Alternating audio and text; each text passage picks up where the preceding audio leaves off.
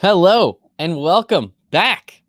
It's another Win Daily Sports show, but it's the first PGA DFS and betting show of the new year. I got my man I got my man Joel, and I have all my wonderful, lovely Win Daily Sports family members out there. We appreciate each and every one of you. S-Guy is already in the chat. Let's go. Ask us all the questions you have. His name's Joe, but S-Guy just has such a ring to it.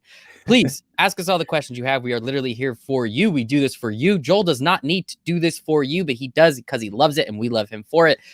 We have our $150 NBA special still going on. I call it an NBA special because it's the whole NBA season. But what do you get, gentlemen? You get everything. All the PGA, all the NFL, all the NBA, MLB's coming around. NASCAR is going to be shooting up again. Esports, blah, blah, blah. We have all of it. $150 the entire NBA season. We're here for you. And I'm sorry. I'm going to have to go to Joel first on this one. I hope you can understand. Joel, congrats on your 100K win yesterday, buddy. What's that? It's the first of the year, but the fifth or sixth, in the last 12 months at this point? It would be, so in 13 months, it's my fifth. Okay. What I will say is I am extremely lucky from this regard. No, they'll hear me out. I had been on a big bender the week before, just playing every sport, every lineup, college, NFL, literally just hammering DFS to the point where I was going a little crazy. So I finally got to Monday and I was like, all right, I think I need to take a day off, just relax, get back. So that's when Monday comes. I'm, back at my regular real job, doing that all day.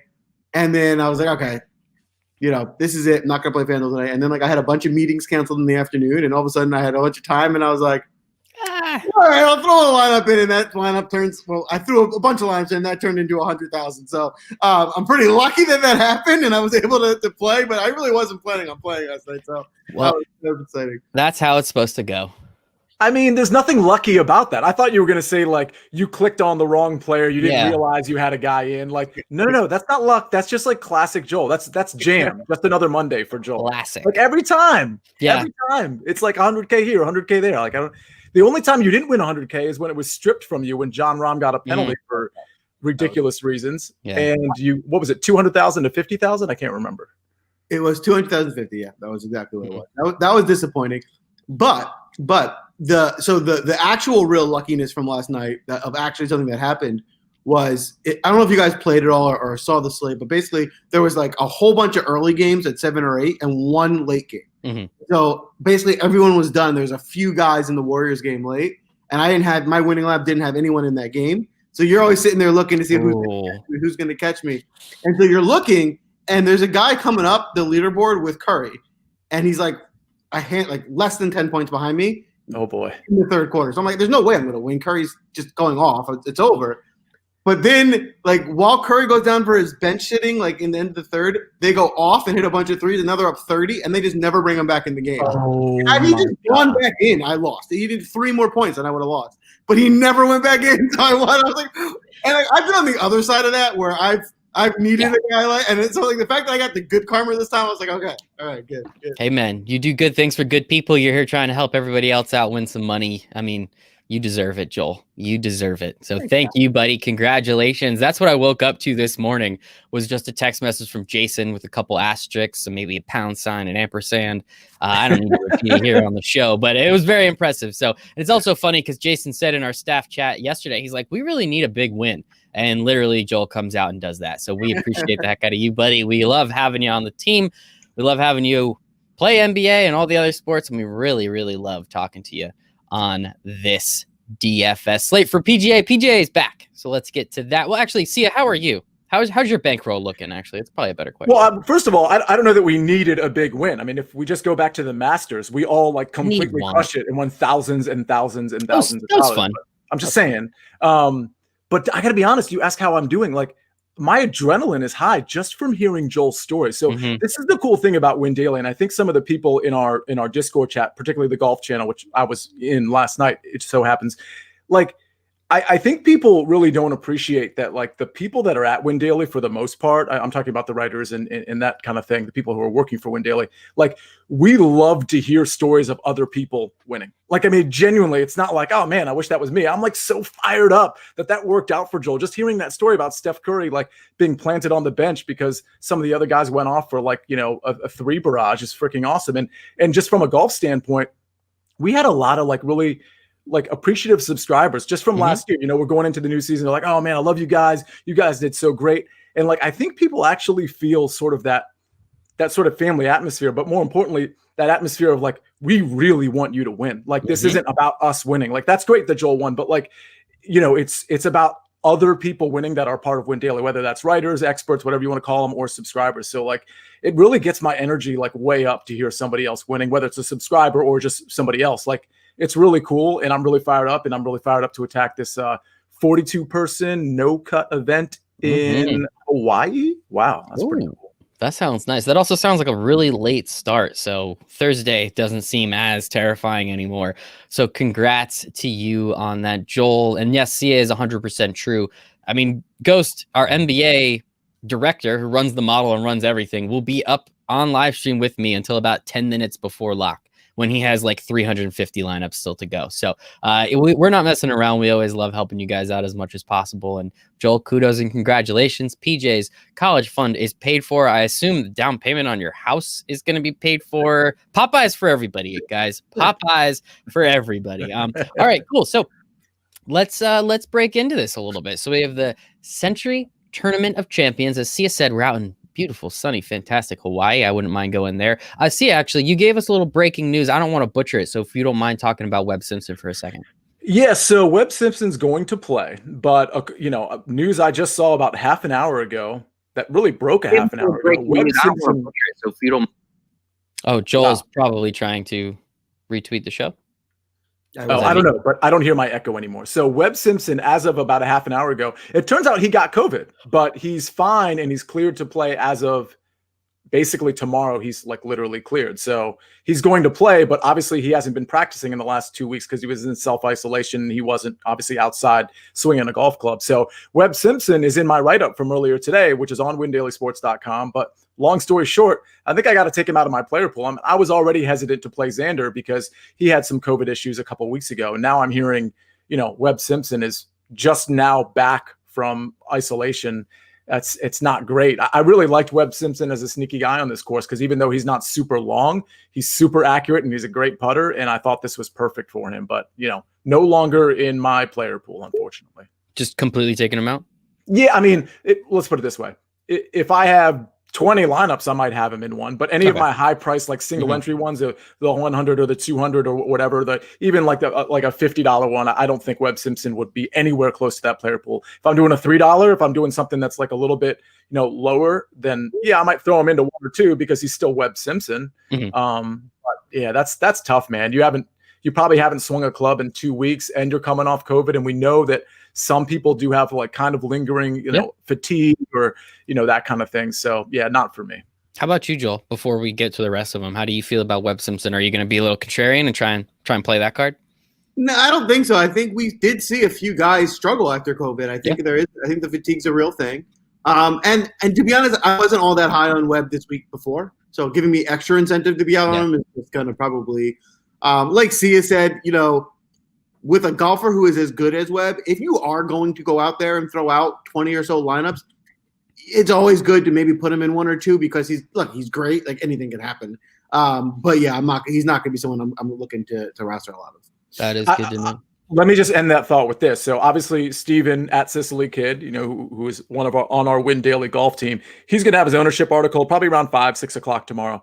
And we'll be able to see that dip in his percentage. Because right now, Webb Simpson's ownership percentage, and this ownership percentage predated this news that just came out, was around 13-14%. So he wasn't hugely popular. We wouldn't think so because he's not a bomber. And I think people are going to go in that top range. I think they're going to tend to go for longer hitters. But the point is, that's probably by the time Steven publishes his article tomorrow, windailysports.com, that's probably going to be maybe like 3%, 5%. So if it somehow trickles down like super low, yeah, I might throw him in 1 or 2, maybe like, little bit larger entry lineups, but no, he's not going to be in any of the big ones for sure. Yeah, my point is monitor the ownership percentage. Yes, that's exactly what I was going to say too. Steven's going to have an awesome breakdown article coming out tomorrow. So make sure to be on the lookout for that because, hey, maybe if his ownership percentages dips just enough, maybe 1 or 2 extra lineups. You never know. All right, let's look at the rest of the field here. We have a couple dudes in that 5-digit range. We have Dustin Johnson, Justin Thomas, John Rahm, Bryson, and Xander Schauffele. Sia, let's start with you. How do you like this top tier? And again, Sia said it, and I want to repeat it. It's a 42-man event, no cut. So I guess they're kind of making it easiest for us for this brand new year. Like, all right, guys, no worries about the cut. Like, this is going to be fine. This is going to be fun. We'll kind of get you back into the swing of things. So we appreciate them there. But how do you feel about this top range? And I guess, always a good question, stars and scrubs balanced or Joel's patented hybrid stars and scrubs balanced lineup? It's a good question. I think you kind of have to have one of these top 5 guys in your lineup, and that's going to force a stars and scrubs approach. I'd love to. Honestly, I was going to have a lineup that was going to start with Webb Simpson and just go down from there. I'm not saying all my lineups would have been like, I was going to have a couple lineups like that. Now I can't do that. And frankly, again, it was more of a sneaky play, but Webb was my favorite player from that, 9 to 10K on DraftKings range. So it's going to have to be stars and scrubs. Let's put it that way. We have some scrubs to go over at the end of the show. So, it's always the same with this top tier. The top tier is always 4 or 5 golfers. And we're always like, we don't hate any of these guys. And if we did hate any of them, we'd be being very disingenuous, right? Like they're all extremely good golfers. So it's almost like you have to find an argument for somebody like to not have him on your team. So I like Dustin Johnson quite a bit. We know his track record lately. He's been absolutely dominant. His track record here has been, he's in my article as well, 7th, 4th, 1st, 6th in his last 4. Mind you, these aren't huge field events. The Sentry is always going to be like around 30 deep. It's increased in the number this year. But the point is he's done really well, and his recent form is really good, and he's definitely the best player in the world. So it is kind of expensive, but he's much less popular than Justin Thomas right now. Justin Thomas is commanding almost 30% ownership. If you listen to any podcast on this particular tournament, Justin Thomas is the first name that comes out of anybody's mouth. And I only mention other podcasts because other podcasts that are popular, I don't need to name them, but they drive ownership. I mean, I think that's an obvious point, but like they really truly drive ownership.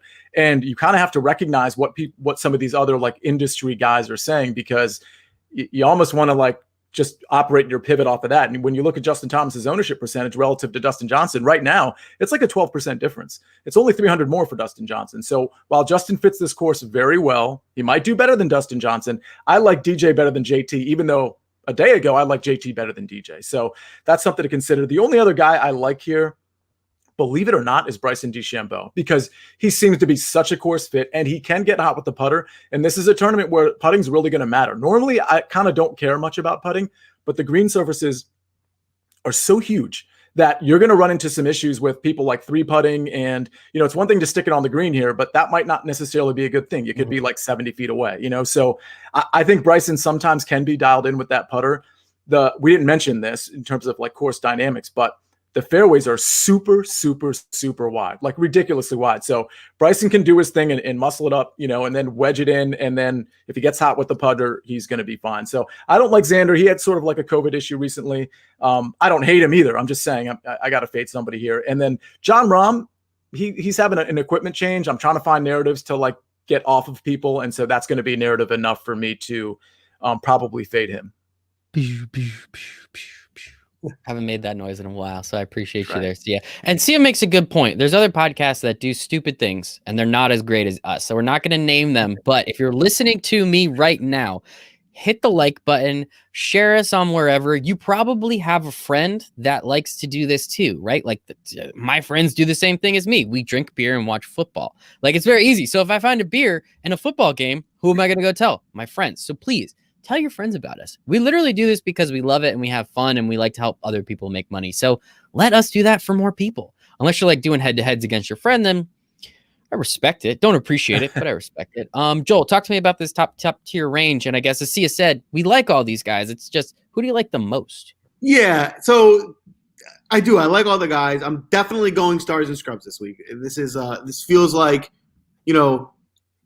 when starting to look at golf again, first of all, I was super excited to get back into it this week. So I was super pumped about that. But when starting to get into it, I think the first thing I noticed was there's no recent history, right? Guys haven't played in a couple of weeks. So recent form, which is normally one of our biggest factors, is out. So we got to find other factors to how we're going to pick guys this week. So we can do course history because guys have played here before. So that's one. That's a big one. And then the second is course fit, which, as Sia said, guys who can spray it out there and crush the ball. So once I had all that information, I looked at the course history, and every one of these top 5 guys has done well here in the past. So we're not getting a big difference. You could see some guys done a little better than others, and I'll kind of go into that in a minute. But all the top guys do well. They're all great. So going stars and scrubs seems obvious because they'll probably do well again since they're the best golfers in the world, and they've all done well here in the past. So my thought process is, yeah, I like De Chambeau too. But I'm thinking, let me just get the best guys in a lineup up front. And then when I go to fill out my lineup in the mid-tier, that's where I want to find my bombers. Because they do say the course fits for bombers. So guys that are just going to spray and pray and get it out there as deep as I can, that's how I'm going to fill my lineup. So that's my kind of thought for building this week. And for this top tier, listen, there's nothing, you can't possibly say a negative word about DJ. He's just, the way he's been playing is unbelievable. He hasn't showed us any reason to.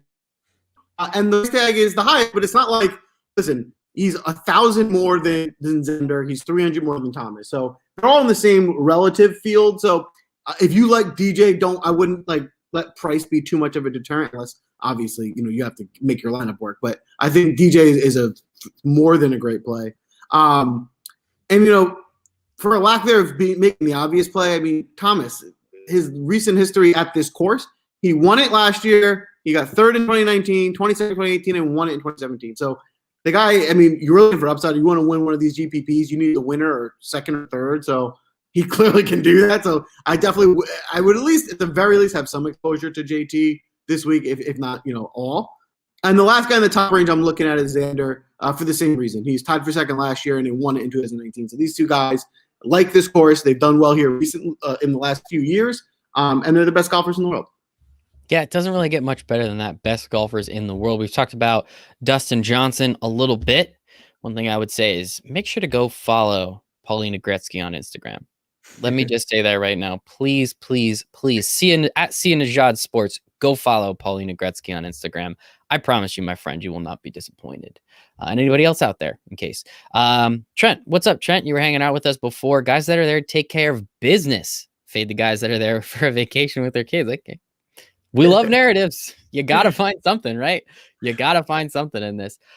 Sia, you were about to say something. I'm going to pull up. That was a thing, particularly in Mexico. We had a golf tournament, a few weeks back. And there was definitely some guys partying, and you could kind of tell before tee off, before Thursday. And, I faded those guys. But I don't know that we have that as much here. By the way, Trent is he's been really active in the golf chat. And some of these other guys in here, I see Jay Maurice Contracting. I could have sworn I saw that on the our YouTube feed with Stick Space and DFS Ghost on Sunday. So thank you. And Andrew is here as well. Thanks for watching. If you guys aren't already subscribed to the YouTube page, please do so. And again, back to what Michael was saying, if you guys have friends that you're not competing against, have them subscribe to our YouTube page as well, because we have a lot of free stuff on there. Obviously, the nitty gritty stuff is the stuff that, is on the site behind the paywall, if you will. But definitely have people subscribe. We give away a lot of information. Obviously, all the really good stuff is behind the paywall, but we give away a lot away. What's up, Joel? I want to tell a quick. Tell a quick tidbit that I had a conversation with my family earlier. My dad and my mom. They obviously heard I won a lot of money last night. They were really excited, and so my dad, and they don't get DFS at all. So let me preface it with that. But my dad started going into, you really should be careful. I mean, you're really good at this. You're winning a lot of money. You might not want to be sharing all that information competitively with everyone. And I laugh, but I'm like, listen, Dad, you're overthinking this. I know what I'm doing, and I love to share it, but it's not like no one's gonna take this and we're gonna just roll out the same lineup. It's not really how this works, right? We're just giving tips and advice for how to play DFS and then how to play each tournament based on how it's set up, right? When I actually go in and build all my lineup, there's no way you're gonna even if you want to, it would be impossible for you to take the exact same lineups that I have. There's just too much going on there. So from that, don't think of it competitively. Share your ideas with people, talk about it. No one's going to roll out the exact same lineup as you. It's just good to understand what people are thinking, get an idea of the slate, things like that. 100%. Could not agree more. We're here to have fun, guys. We all want to make money. Believe me. DraftKings has enough. FanDuel has enough. Let's take some of it. Want to party with DJ's family, says Charlie. Hell yeah, dude. That would be a blast. And by DJ's family, you mean Paulina and Wayne Gretzky, I'm pretty sure.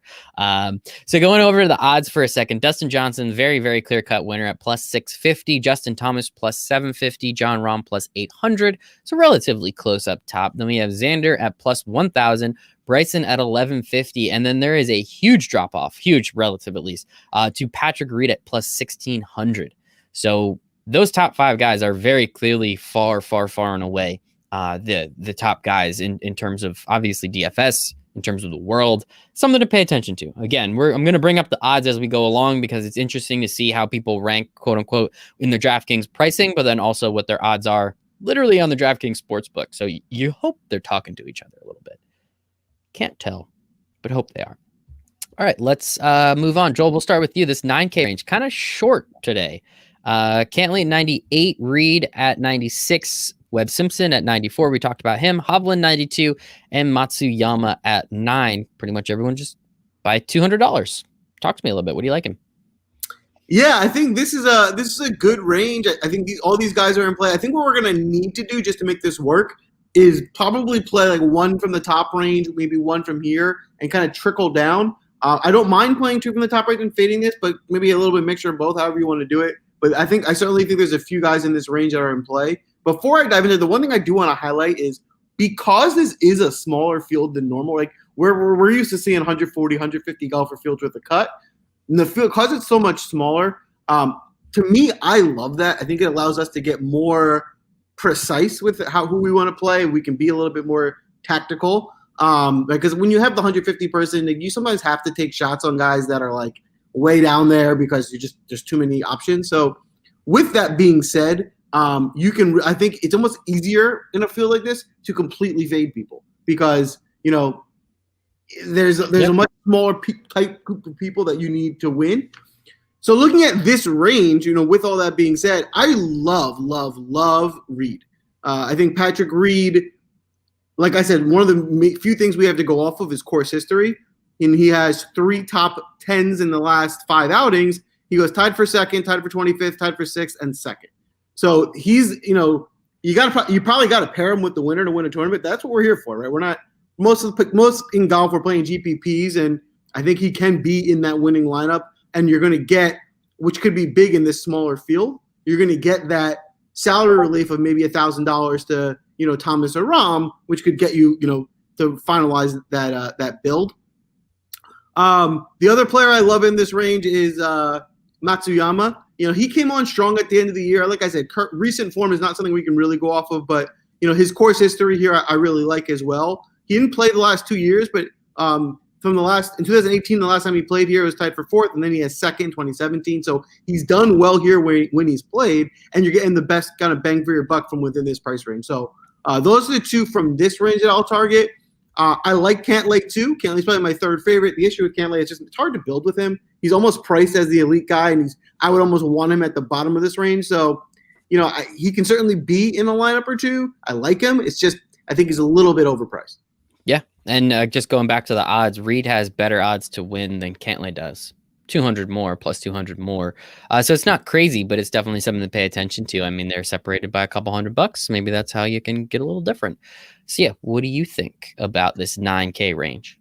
Yeah, speaking of Cantlay, I mean, I'm not on him, but it is interesting. He's definitely the lowest owned. I mean, Webb will ultimately be that guy, but he's definitely the lowest owned guy in this range at just he's not even at 13%. So it's something to consider, especially if you're in a bigger GPP. I mean, Cantlay's not a bad golfer. He's a good ball striker, and he won recently. So there's something to be said for Cantlay, but again, he's not in my player pool, at least not yet. Patrick Reed, I normally like him. You guys know this. I had an outright on him early in the year. I think it was before the restart, and made a lot of money on that.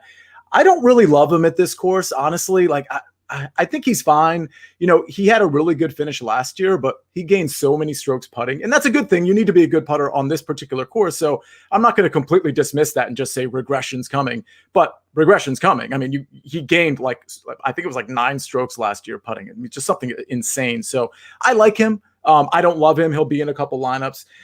Now that Webb Simpson's probably not going to be in my pool because of this COVID thing, I do want to mention, first of all, Hideki. Like, we always mention Hideki, right? He's a great ball striker. He's pretty crappy at putting, and he doesn't win. By the way, Joel mentioned it. And last time he played here, it was in 2017, I believe. Well, there's a reason for that because, or maybe it was 2018, is because he didn't qualify for the tournament, the last 2 years. So, at his price, he doesn't need to win. That's not what we're talking about here. But I just want to temper the expectations on Hideki a little bit. As good of a ball striker as he is, he doesn't really close, and he's super popular now. He's like around 20%, which is clearly, well, he's tied with Patrick Reed. He's the most popular guy in this range right now. So again, this is another one of those guys that is getting talked about a lot. I don't mind him. I'll have him in a couple lineups, but I'm just not a Hideki guy. Last year I told everybody I'm not a Cantlay guy. I'm not a Hideki guy. Well, Cantlay proved me wrong because he won at the Zozo. So there you go. So maybe Hideki's finally going to get his win because he hasn't won since 2017, period. But this is honestly a range I'm kind of fading. I love Viktor Hovland. I just don't think he's the perfect course fit here, particularly with his wedge game. I mean, he's improved with his short iron game. I should say with his short game. I will say this, though. In this range, I'm likely to have more Hovland than anyone. Love it.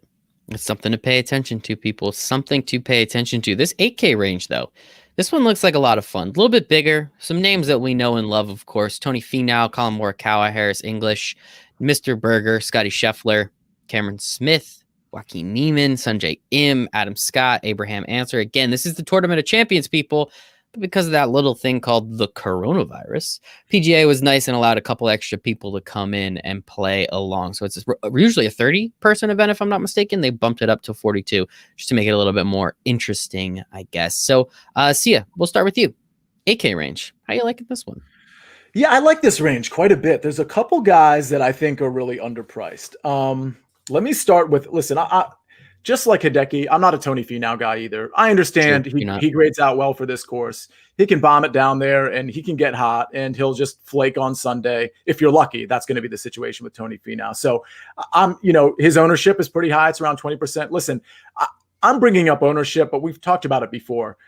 I'm just bringing up ownership just so that you guys know. I'm not saying because a guy's 20% in the 8K range, you can't play him. I just want you to have all the information. Again, this comes out in Steven's article tomorrow at Sicily Kid. But again, take it for what it's worth. In a single entry or a 3 max, you can take some of these guys. It's the smaller the field, don't worry about ownership quite as much. But in the big fields, you do want to know where the ownership is. Colin Morikawa is the guy I really like. So his recent form, I use recent form in air quotes, right? Because they've been off for quite some time, but it's not very good. Colin Morikawa's recent form isn't very good. And I don't know if you remember last year, we would always talk about Colin Morikawa with Viktor Hovland and with, of course, Matthew Wolff. And if you noticed as the year went, pre-restart and then restart, and then as it progressed, those 3 guys were just jockeying for price position. Like, one guy would vault the other guy, and the other 2 would be like 1,000 less. And then it was just this back and forth. Well, Colin somehow has assumed like the lesser role. He's below Hovland. And frankly, if Matthew Wolff was in this tournament, Matthew Wolff would be right up there, probably ahead of Hovland, maybe in that Patrick Cantlay range. So he is the lowest guy on the totem pole, and this is a perfect opportunity to buy low. He's low because he hasn't been playing that great, but he's taken down a few PGA tournaments. He's proven himself on Sundays, and at 8,800 and about 10% ownership, like, give me a break. Like, and by the way, if anybody's going to sort of like cure whatever like little things ail him over, the break, it's probably going to be Colin Morikawa. He's a very hard worker, and I just love the price here. Going down, I'm not big on the rest of the guys down here. I know Joel's probably going to talk about Scotty Scheffler, and I like Scotty Scheffler too, but I'm going to wait for Joel on that one because, again, this is a no-cut event. And so you don't have to worry, and we'll get into like the Ryan Palmers too, but like Scotty Scheffler can get a birdie streak going like it's nobody's business. So, you do want to target those guys that can get just super hot. Even if they have like a flaky day or a bad day, that's okay because it's, again, a no-cut event. And you're trying to rack up DraftKings points or FanDuel points. You're not trying to get best position. Best position helps, but it doesn't help as much as a guy who's shooting eagles and getting birdie streaks and, that kind of thing. So keep that in mind. I do like Scheffler, a guy who won us, the Win Daily family, a lot of money at the Masters. So I'm a little biased here because he's not necessarily the best course fit. His name is Cameron Smith, and I just really like him. I like his price. The guy right below him, Joaquin Niemann, that's another guy that can get hot, super streaky, and honestly, in my opinion, can compete for like actually winning this event. So I like both those guys quite a bit. Other than that, in the 8K range, I'm off everybody else. So just recapping, the three favorite of mine are probably Colin, Cameron Smith, Joaquin Niemann, and I do like Scotty Scheffler a bit as well. Honorable mention. No Daniel Berger. Let's see, Joe. What do you have for this 8K range? Yeah. So one more kind of tidbit before I dive into this range to think about is because this is always a smaller tournament. Keep this in mind when we're looking at course history, which is one of the main things we have to go off of. A lot of these guys that we're looking at, there's a lot of guys that have done well here. So you're looking at, you're like, oh, this guy has done well here. Mm-hmm. There's only 30 guys. Because, hey, who's top 20? It's like, who cares? In the middle of the pack. It's not like finishing 50th place. So keep that in mind, right? If you're not a top 10, just disregard it because it doesn't really mean anything. So if you are looking at course history, pretty much I would even go as high as like top 5 or 6, which really all shouldn't matter because other than that, you're just middle of the pack for the most part. Now, with all that being said, kind of going down and beyond here, you have plenty of guys that have done well. The only guy that in this range that maybe you can say something to is Niemann, who got tied for 5th last year, so he kind of fits that criteria. Other than that, you got a lot of 11s, 10s, stuff like that. Nothing that we can really put too much weight behind.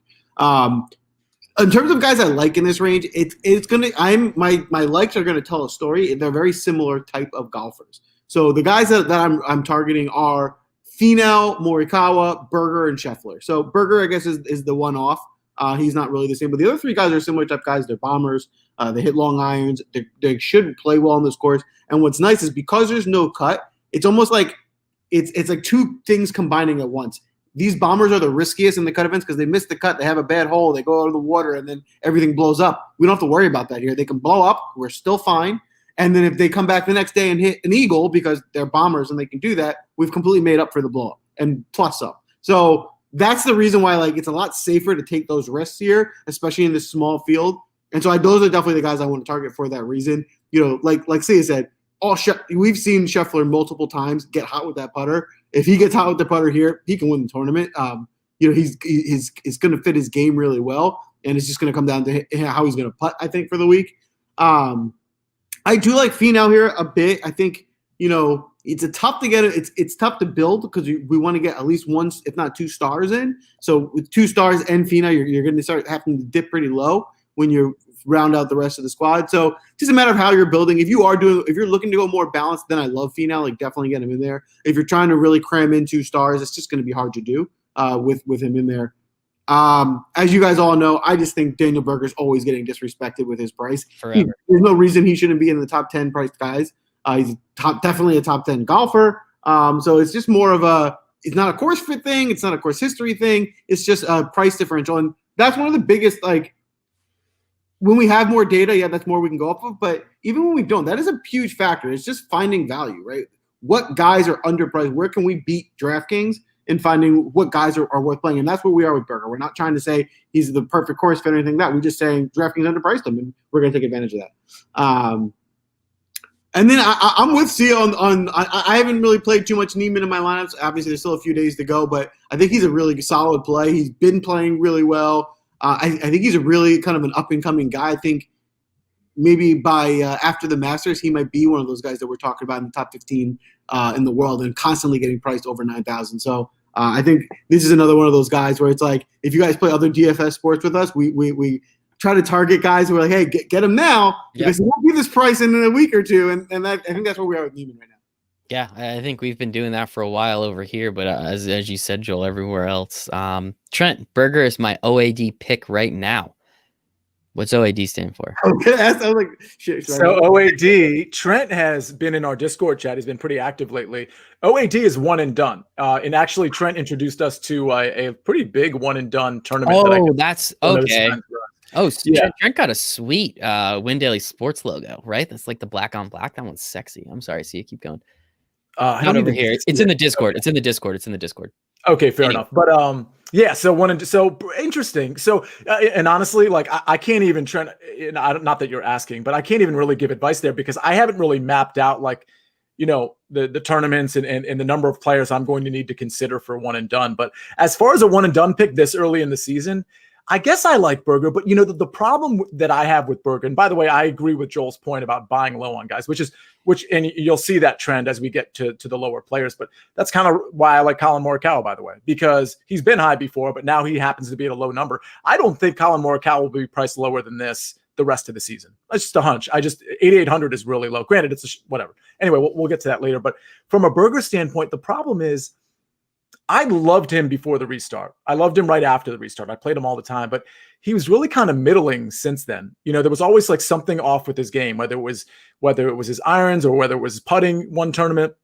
So I guess I don't really know where Berger is in his game. And for me, for one and done purposes at least, and maybe even for DraftKings FanDuel, like I think that's one of those guys where I might need to see a little bit more. And granted, I might miss the boat because, again, we're talking about buying low, but I'd prefer buying low on other guys in this tournament than I would Daniel Berger, just because I'm just not – I know his potential is super high, but I just haven't seen it in so long because he's finishing like 28th, 17th, 13th. It's not enough for me from an upside standpoint. But, again, I don't think it's a bad pick, especially from a DFS standpoint because, yeah, he's priced pretty low. I mean – just 6 months ago, this guy was, in the 9,800 range. Granted, this is a different field, so it's really hard to match up the prices here. But yeah, I like him. So, question about this one and done. I'm sorry, Joel. I'll get to you in a second.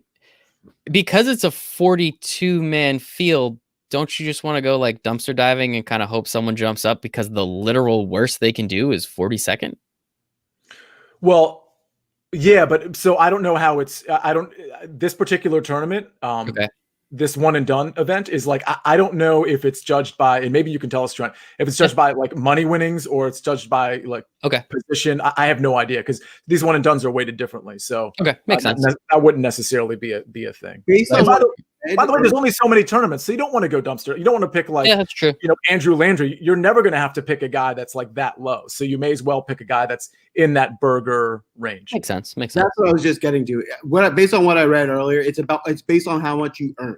So you want to pick one guy, and then it's how much they earn, and then whoever earns the most over the series. So I don't know how much effort you want to put into this, Trent, but my biggest suggestion, if you really want to win this, is you actually should look at every tournament that's in play.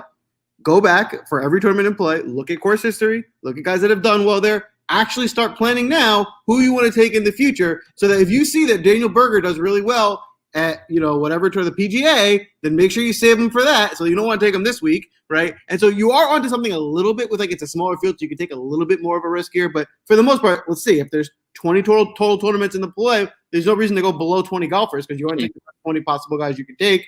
So what you need to really do is you need to map out every tournament. Start picking. Listen, you're not going to have a pick for every tournament today, but you might be able to pick 10, 15 guys today. Narrow that out, and then start picking tournament for tournament from there. So that's what I would recommend. And start looking at futures, getting guys locked in, and then kind of going back to the current tournament.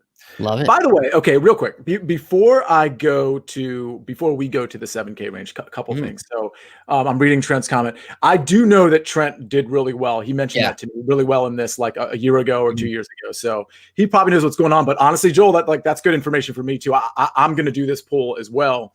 And I'm doing it with my friend Eric from CBS. Don't worry about it. I'll get not dropping names or anything. Don't worry. But speaking of name dropping, this is a total aside here.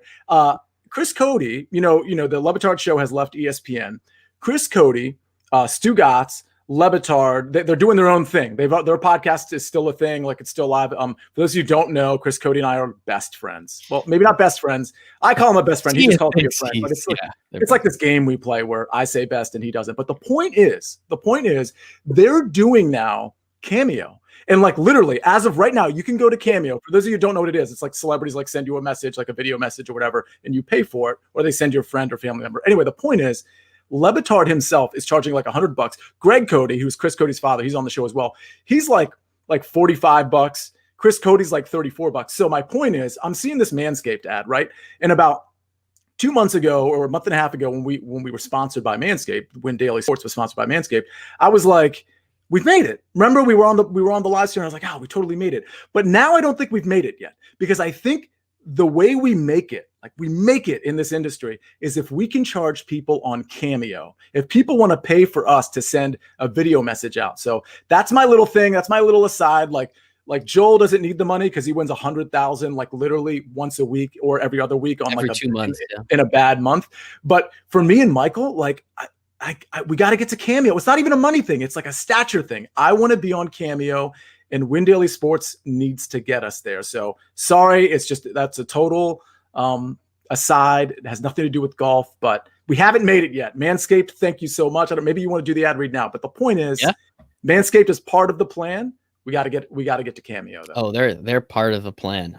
They're also part of my routine now. I don't know if you've heard, Joel, but I shave my balls. I shave them nice. I shave them well, and I love every second of it. I used to be terrified of shaving my balls. I used to hate it. It was not fun. And I also see you're not wearing headphones, so I apologize if your wife and your child can hear this, but I shave my balls. I love it. It's so much fun now. Everybody that I've told it about, everybody on the Win Daily Sports team that has gotten it, they love it too. Sticks was telling me about him shaving his balls. Ghost was telling me about him shaving his balls. Sear refuses to tell us about his balls. Oh, it's a great product.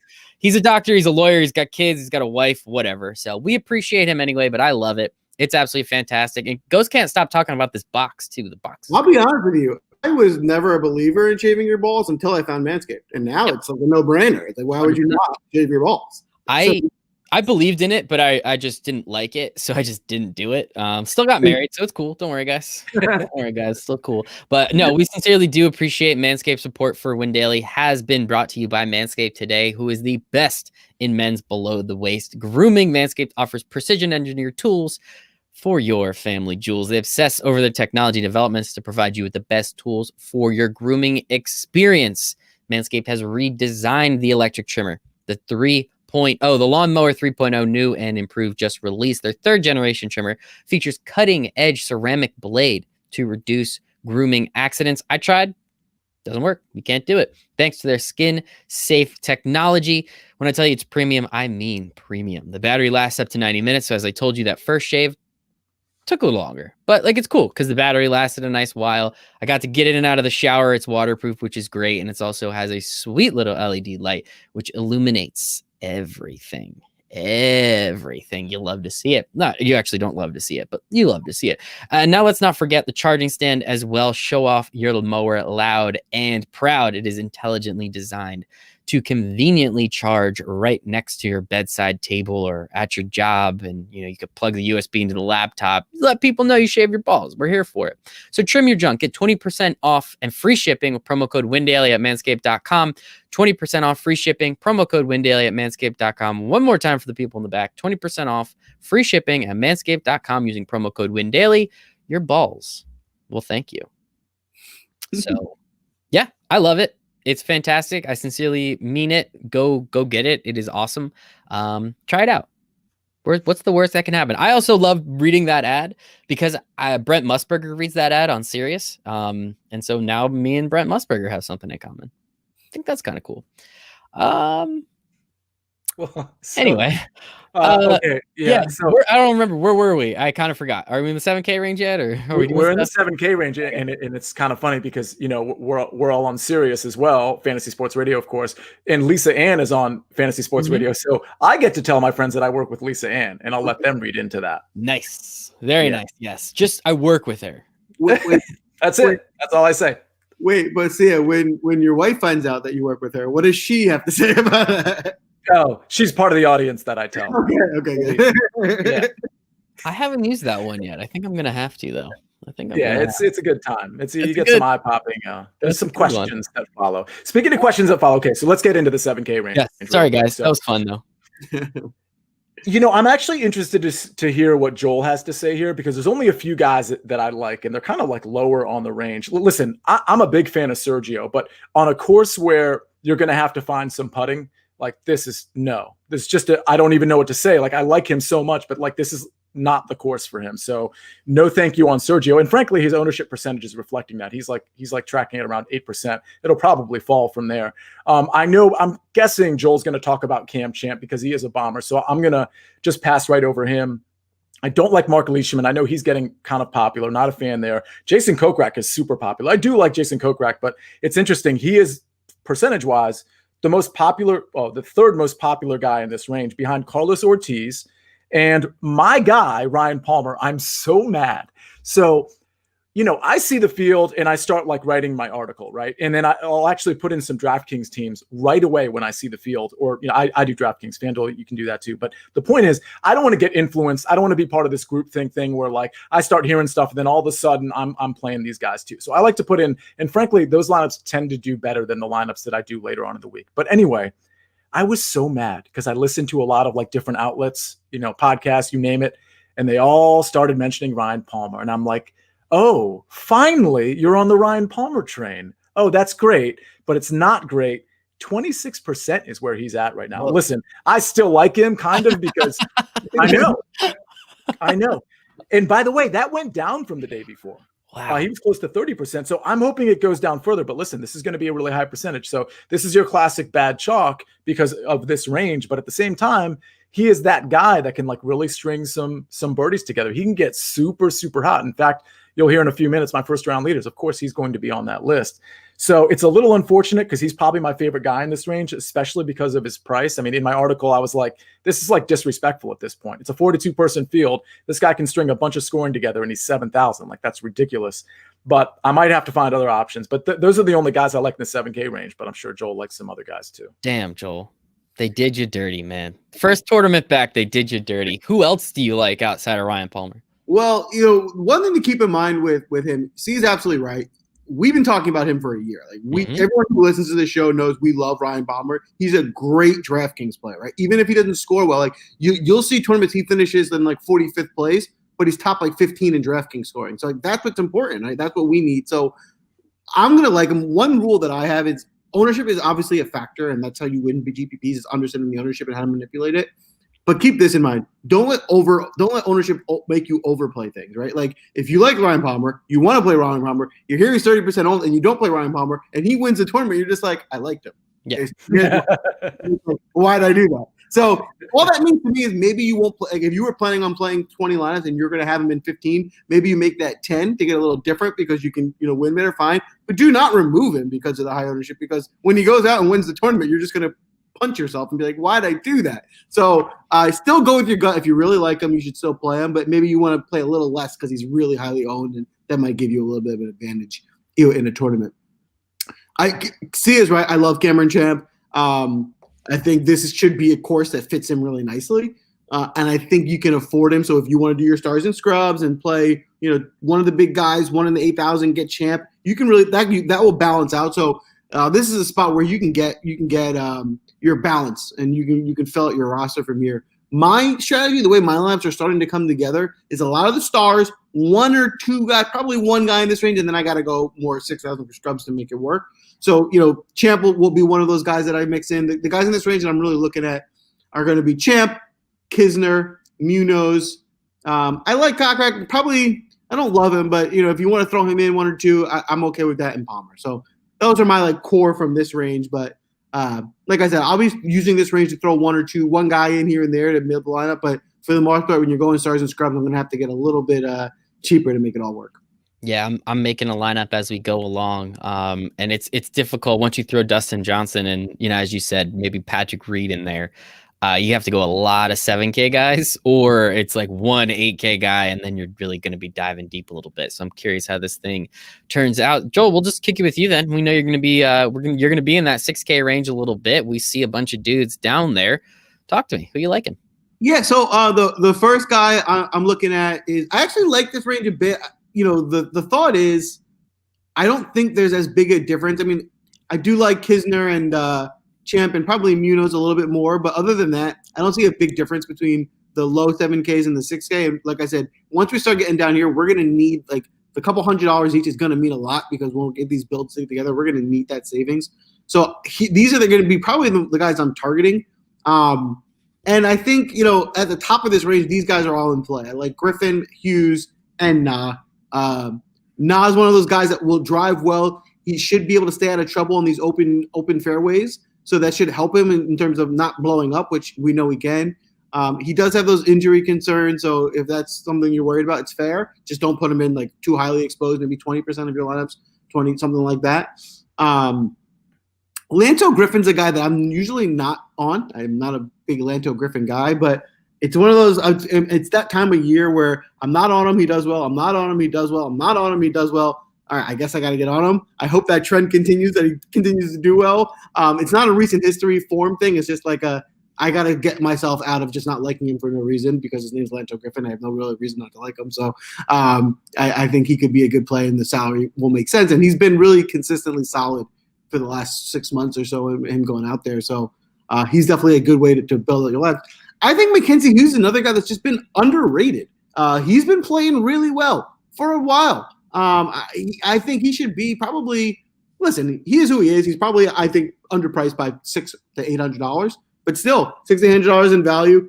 I think we're getting a good price here on Hughes. I think people are still overlooking him. I'd be curious to see what the projected ownership on him looks like. I mean, it's probably changed by the end of the week, but I can't imagine it's too high. And so for that, I think he looks like a really good play. And then the last guy, like you try as best as you can not to dive too deep down here because now we're just kind of throwing darts at this point when we do dive to the bottom. But a couple of guys at the bottom here that I'll be looking at that I like.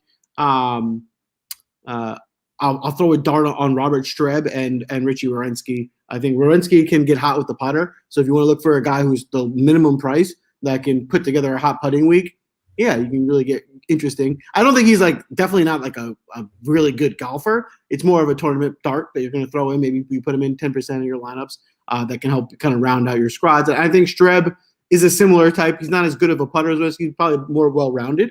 I think they're both similar type golfers. I don't think either one of them should be the cheapest guys in the field.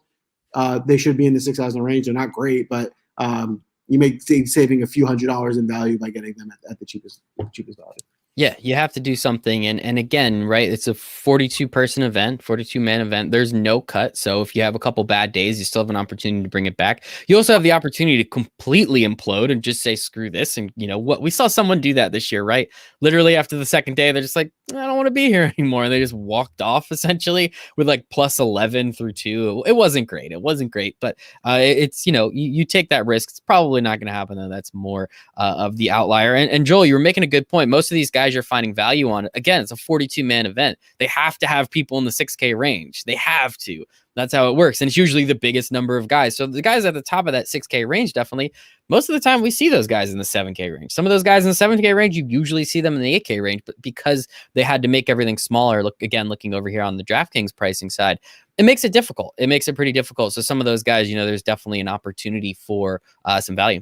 And there's also, because it's a small field like that, there's a slightly higher likelihood that a long shot plays in a high spot because they don't have to beat as many people, right? Exactly. So that has a good week, he could finish 15th, right? Whereas if it's a 150-person field and he has a good week, that might be 50th or 60th. So, it's probably a little bit better to go Stars Scrubs in a week like this because the guys at the bottom, they don't have to beat as many people, so they can still compete as long as they don't implode, and you can still catch your value there. 100%. All right. Sia, for everybody that doesn't already know, Sia's secret weapon last year in the, I guess, was that the 2019, 2020 season technically? I don't actually know. No, it was the 2020 season. Just straight 2020 season. Yep. Sia's secret weapon went 25-2. Sia's secret weapon is a sub 5% owned, sub 7K golfer. So someone that you're going down for, you're going to save a bunch of money on, and nobody else is on this person. So Sia went 25-2. The two were two people that did not make the cut. The rest, I mean, some of them were middling, but middling at the 6K range is awesome. Some of them were finishing like second place, top 10. We made so many people money with Sia's secret weapon, and we're not going to give it to you here. Of course, why would we? That's too easy. We're giving you everything else. We're just not going to give you that one thing you have to get in that Win Daily Sports Discord chat. So just come on in, guys. WinDailySports.com/chat. Come on in. We're here to help you. So, Sia, outside of your secret weapon, who else do you like in the 6K? Well, so here's the disclaimer, though, because at the end of my article, I mentioned the secret weapon, and I was like, well, this is a 42-person field, and there's only a handful in the 6K range, of which almost all of them are going to be over 5%. So I'm relegated to like picking two guys for the secret weapon. So I was like, all right, we're going to wait until next week. Then I'll break I did that whole thing. I know. Well, I literally read your article too. I don't know how the hell. Because it was at the very bottom. Yeah. Damn it. Sorry, guys.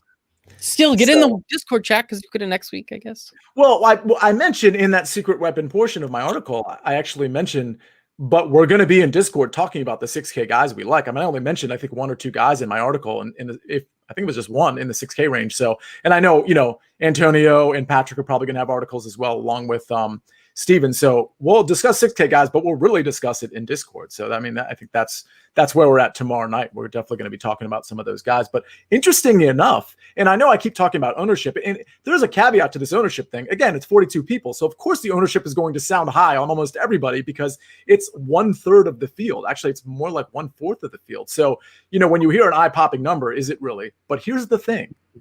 Guess who is as of right now, again, we're pending Steven's model, which is very much different than everybody else's and is extremely accurate.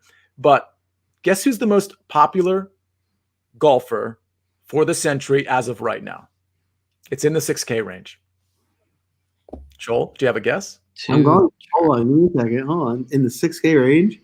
That's right. Is it someone that we've already discussed? That's right. Is it Richie Rowensky? Is that many people throwing darts on the 6K? Lanto Griffin, right? It's Lanto Griffin, exactly. Yeah. Right now, he's tracking at about 30% because of the reasons Joel mentioned, by the way. And again, that doesn't mean you shouldn't be on your team, but again, it's something to know. So Lanto Griffin is going to be in some tournaments, he might be in 1/3 of lineup. So you just got to keep that in mind. At 6,900, I don't know that it's justified that he's owned that high, but I do like him. Other guys I like in this 6K. I like Mackenzie Hughes because he's a great putter. I don't know that he does anything else like really great, but go ahead. Quick question. You brought it up, and now I've always wondered this, and I've never had a chance to ask. I just need to know. How does Steven and anyone get these projections? No. Well, he works with some fellows out in Palo Alto. Yeah. Let's keep it at that. Shit. Yeah. It's pretty impressive. I know the guy. That's all you need to know. Well, no, it's like a team of guys. Like he told me the story a couple times, and it just like blows my mind. Like this is all they do. They're all retired like military vets. I know he is, and like a couple other like PhD yada yada yadas, and they all just are like, let's win some golf. I've heard enough. It's awesome. Everyone told me you don't ask questions you don't want to know the answer to. So I'm good. I got it. And they were 97.8% accurate on their on everything last year in terms of their ownership percentage. So it's pretty spot on. That's amazing. Good stuff. I'm willing to bet that's best in the industry, but I don't have to bet that because we're not going to be able to prove it. But I'm just saying it's impressive. I'm super happy he's part of the team, not just for that. Guy's freaking hilarious. Yeah, I mean, every article, time. I'm like literally, I'm reading it by myself and I'm laughing out loud, which is extremely rare, just in a general sense. All right, so the other 6K guys I like. I'm not going to be. I'll be honest. I'm not going to be on Mackenzie Hughes. He might be in a lineup or two, but I'm not big on him. Kevin, I don't like because he's just off the tee. He's not going to gain any strokes whatsoever. So again, there have been short hitters that have won here, but he's pretty short off the tee. But if I'm going to take a guy that's short off the tee, and it looks like Charlie mentioned him in the chat, I've been on this guy for a while, not just last year, but maybe a couple years. Stuart Sink is usually underpriced. And again, he's a short hitter. He doesn't do much. He had a couple nice tournaments last year, but at 6,600, if I have to dumpster dive, which I will have to do, I will have Stuart Sink in a couple lineups. The other guys I kind of like, this guy finished 4th at the RSM, and he's had days, I mean, maybe not tournaments, but days where he's really competed on a high level. And that's Andrew Landry. And, he's obviously going to be lowly owned because nobody really wants to go down to Andrew Landry. But that's another guy I like. And I didn't even look at Richie Wierenski is actually a former secret weapon. So I do kind of like him, but I didn't even look at Robert Streb. And I'm pretty sure he won the RSM right before the break. So, I mean, he's definitely... Yeah. Okay. So he's definitely like a guy that has clearly flashed upside somewhat recently. So at bottom barrel 6,000, that certainly makes sense in a 42-person no-cut event. So he wasn't on my radar until Joel mentioned him, but I do like Robert Streb a bit as well if you want to go down that low. Sometimes you have to. Yeah, I've just been making a lineup going along with the show, and I don't mind it. I don't mind it at all. Maybe we're throwing a dart into a single entry GPP, and hey, maybe Joel, I'm the guy who wins the 100K this time. Cross my fingers, it'd be pretty sweet. Well, listen, so we're not supposed to give out like full lineups, but why don't you give us like 5 of the 6? Why don't you? Yeah. Dustin Johnson. I like the point that everyone's going to Justin Thomas, so I think switching to Mr. Paulina Gretzky is nice. I like Patrick Reed. I don't remember who was making the argument. I think both of you were kind of on him, so that When both of you are on somebody, that helps. A couple 7K guys, Cameron Champ, Ryan Palmer, obviously. And then a gentleman, a couple other guys that we just spoke about in the last few minutes. So nice. Well, I wasn't on Patrick Reed as much as Joel, but I do like him as a player. It sounds like Joel's pretty high on him, which definitely makes sense. Yeah, I'll roll with both of you guys. I'll kind of combine the forces of the two of you, and hopefully that means I win $200,000. All right, so this is my favorite part of the show. It's probably not going to be as interesting because, again, it's a 42 golfer field. It's not like we got one of those 150s where it's real juicy and I put dollar bets everywhere, but I'm still going to put a lot of dollar bets everywhere. I'm looking at the DraftKings pricing right now for DraftKings Fantasy, also looking at the DraftKings Sportsbook. Joel's favorite bet is no longer available. You can still get top 30s, I guess, but you can't do any top 40s. And literally everybody is minus money for top 30 except 5 guys. So really no value in that one. They usually don't even let you parlay those, which is stupid. I always like doing that, but you can do winner, you can do top 5, you can do top 10. Where's the fun in that? So Joel, let's start with you. You're the Mr. 100K winner. You have a pretty big bankroll. We're going to be throwing a couple dollars around this weekend. Who you liking? Who are my dollar bet outrights, Joel? So I'm gonna give 3 plays here. I'm gonna give my long shot play, which is obviously least likely to come in, but the best value maybe in terms of odds. I'm gonna give my maybe best value play in terms of a more likely winner with good odds, and then I'll give you my favorite leader. So from the long shot play, it's Sebastian Munoz. So the big reason for that is look at the discrepancy in terms of DraftKings pricing. He's been coming on. He was hot all last year. In terms of DraftKings pricing, he's way higher than what he is in the odds. So there's a difference there. It's either telling you don't play him on DraftKings or bet money on him, one or the other. But you got to do one of those two things. So you're getting good odds. You put $100 to win $1,200, and that's a great value. So I'm sorry, no, no, 12,000. Yeah, 12,000. Way better, way better value. So I think that's fun. You put $1, you make a lot of money there. So I think that could be a fun play, but maybe. He's realistically probably not going to win the tournament. Now, looking at a guy that can actually win while still getting you pretty solid odds, I think the play I'm going to go to for the real chance to win, and it kind of feels he's the theme of the show, I guess. Ryan Palmer, he can win this tournament. He can. We've seen him compete in fields with all the top golfers. He's got it was as recent as he got second place at. I'm forgetting the tournament. Ron beat him. It's the one that screwed me out of all my money, but I'm forgetting what tournament it was. But yeah, I mean, this is a guy who can go up there and you're getting 800 to 1, which is super good value. So from that perspective, I like a dollar or two on him. And then if I'm going to go with one of the favorites, a guy that really could win this tournament, this week I like Thomas. I think this is JT's week. He's never done poorly here. He's really in it, every time that he plays on this course. And there's any of the top 3 or 4 guys you can't really go wrong with. But if I'm going to pick one, I'm going to go JT. Absolutely. And again, Munoz, that's $1, $2. Palmer, if you want to get crazy, put $5 on that. Those top guys, they have the best odds for a reason. Plus 750. I mean, you want to get crazy, take Bryson top 5, you get plus 225. Like that's a solid money line underdog in the NFL. And that's the real, if you're betting golf, that's the real way to don't try and hit the winner. I mean, it's fun to do that, but we're going to lose money in the long run. If you want to hit top 5 bets, top 10 bets, that's really how to bet golf because those are more realistic. Yeah, but they're not as fun. Sia, what do you have in terms of our outrights? By the way, so you were mentioning Ryan Palmer. You said 800 to 1, but you meant plus 80 to 1. So, yeah, plus 8,000. So 8,000. So anyway, he's 80 to 1, but I agree with the take there. So I'll give you 3 guys as outrights, and I'll give you 4 guys for first round leader. Okay, Colin Morikawa at 25 to 1. I don't love him to win this tournament, but I just think 25 to 1 is too long of a number when you consider how far down the board that is. So I like Colin at 25 to 1, and then I like 2 guys at 45 to 1 that we've obviously already mentioned: Joaquin Niemann and Cam Smith. Listen, the winner of this tournament's probably going to be one of those top 5 guys, but Niemann, particularly Niemann, actually, I kind of like Niemann more than Smith as far as an outright winner, but I think Niemann at 45 to 1 and Morikawa at 25 to 1 present the best value. So those are my outrights. Fantastic. First round leaders. Who wants to go first? Joel, you want this or me? Joel, you want this? You can go first. All right. So got some breaking news here, which is super interesting. First breaking news of the year. We got January 5th. Tuesday, January 5th, about 9:05, 9:06-ish.